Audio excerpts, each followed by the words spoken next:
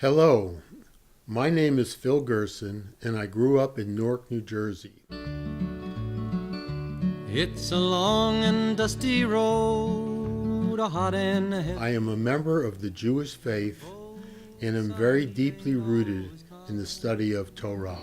Some are bad and some are good. My wife Ellen, daughter Jennifer, and sons Jonathan and Mark came to Seattle in 1968 when I was hired to work at the Boeing company, from which I retired 33 years later. Just as all of you have dealt with loss and other serious problems in your family, so have I.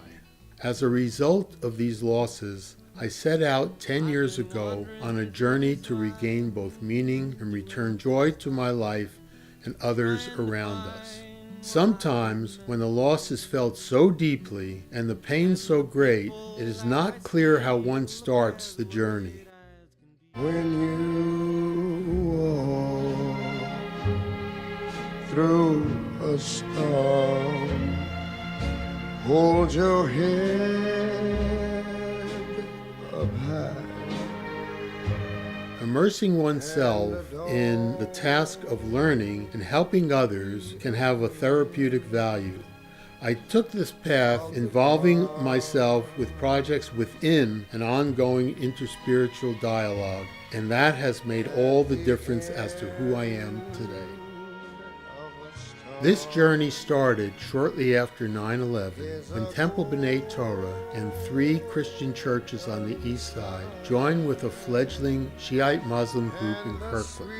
The purpose was to reach out to the Muslim community and let them know that they were not at fault, and we wanted to demonstrate support for the Muslim citizens.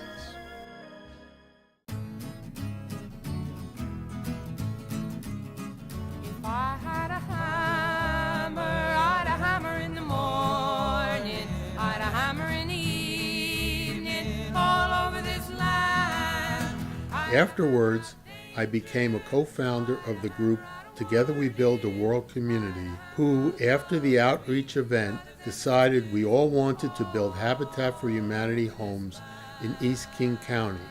We are now in our 8th build year. This led to a visit to Camp Brotherhood and a deep discussion with Father William Tracy on the interfaith dialogue pioneering done by Rabbi Raphael Levine and himself. Shortly after, through the camp's board and network, I soon was working with John Raymer and John Hale to create the annual Interfaith Summit at Camp Brotherhood. We have just celebrated our 7th summit. This group evolved to our current Northwest InterSpiritual Community Outreach Organization, NICO. During the first 5 years, NICO was focused primarily on dialogue within the Abrahamic faith, each of which views the Creator through the common lens of religious prophecy and are anchored in Western philosophy and view of the world. In late 2007, we teamed up with the Dalai Lama's inspired event, Seeds of Compassion, helping to organize Interspirituality Day, which widened our circle considerably. During the last 2 years, we have had the privilege to spend substantial time with a number of Native elders, including Patricia Ann Davis and Silversong Belcourt, who gave us new insight into indigenous wisdom based on the holistic natural order, which moved us in the direction of Honor Day 2008.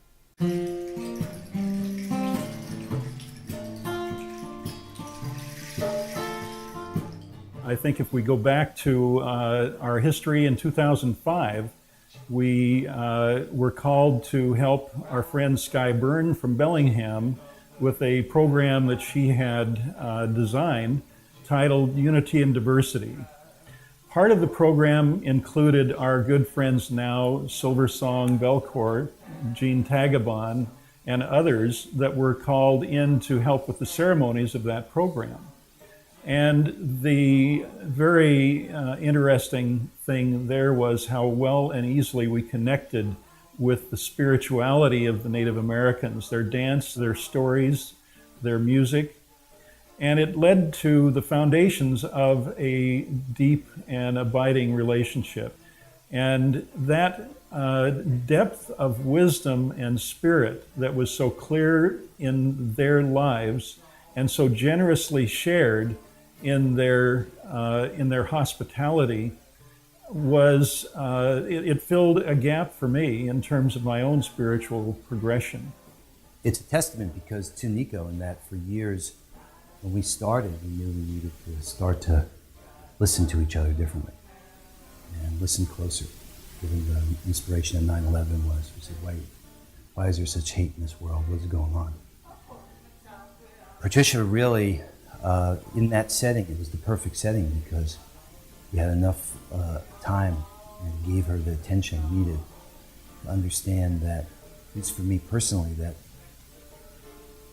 I hadn't really made peace with, and I still maybe haven't, with what happened here just a few hundred years ago.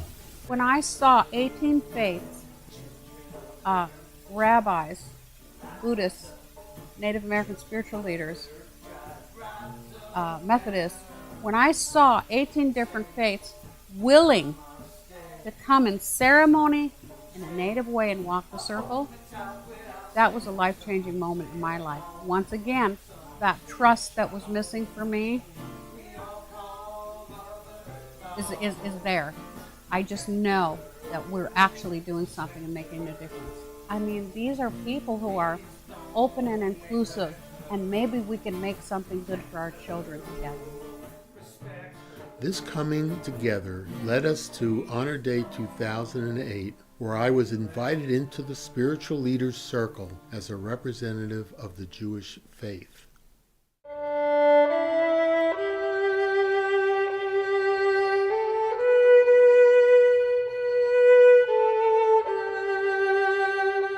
Thank you so much. I did want to share something else with you. If you see at the center of the circle, there's a bundle. This sacred bundle was made before Honor Day started. It was made by the last of the Leshai line, Sherman Leshai. It was built in a sacred manner, and it was built for the future generations. This holds a vision of the young people of the world. So the question is, why is it that in Exodus, and then repeated again in Deuteronomy, the command to honor our father and mother is included as the fifth commandment? It is the Jewish belief that honoring our parents requires more than respect. By honoring them, it gives them the dignity and prestige, and it elevates the relationship to a sacred obligation. We honor our parents who gave us life and acknowledge our appreciation of their efforts and gifts. Actually, as we do that, we are performing Tikkun Olam, which is repairing the world in God's image. The reward for honoring, as part of the Exodus story, is a long endurance in the Promised Land. Today we recognize our earth is threatened by the disrespect of its inhabitants. We look to the wisdom of our indigenous people who, in being one with the Creator, bring us insight into the natural order by honoring Mother Earth and Father, Son, in loving balance. We honor and thank you, our First Nation, for your gifts today to all of us. Well, we've always called the sun as a male energy.